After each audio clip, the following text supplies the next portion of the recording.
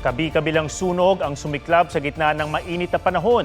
Sa Marikina, 3 magkakaanak ang patay matapos matrap sa kanilang bahay. Nasawi rin ng isang senior citizen sa Maynila. May report si Mariz Umali. Tanaw sa malayo ang makapal na usok mula sa nasusunog na residential area sa Toril District sa Davao City. Mabilis kumalat ang apoy dahil gawa sa light materials at dikit-dikit ang mga bahay. Naabo ang nasa 100 bahay. Wala kayo nakuha ang gamit? Wala akong mga nagkasalba naman nandiyan sa Pikas Balay. Wala mga importante, wala. Wala. 3 residente ang nagtamo ng minor burn injuries. Pansamantalang naninirahan ng mahigit 100 pamilya sa isang gym. Patuloy na inaalam ang sanhi ng sunog na umabot sa ikalawang alarma.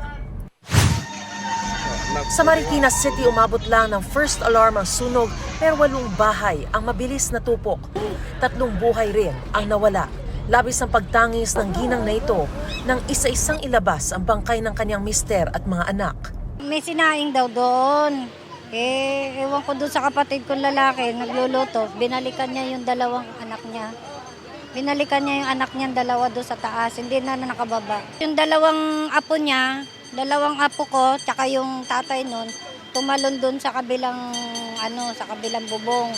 Tinatayang 8 bahay at 13 pamilyang naapektuhan ng sunog sa Barangay Concepcion 1. Hindi pa alam ang pinagmula ng apoy, pero may payo ang mga bombero ngayong Fire Prevention Month. Sa ngayon po na mataas po ang ating heat index, pinapaalalahanan po natin ang ating mga kababayan na magdoble ingat kasi mainit po talaga, and ang ating mga saksakan, lalong-lalo na mga electric fan, kapag hindi po natin siya ginagamit, siguraduhin po natin siya na nakabunot, at ang mga ilaw natin ay siguraduhin na pag hindi ginagamit ay laging naka-switch off. Natupok din ang magkakatabing bahay na ito sa Tondo, Maynila. Nasawi ang 83 taong gulang na babae na bedridden na. Patuloy na iniimbestigahan ang pinagmulan ng apoy. Mariz Umali nagbabalita para sa GMA Integrated News. Huwag magpahuli sa mga balitang dapat niyong malaman. Mag-subscribe na sa GMA Integrated News sa YouTube.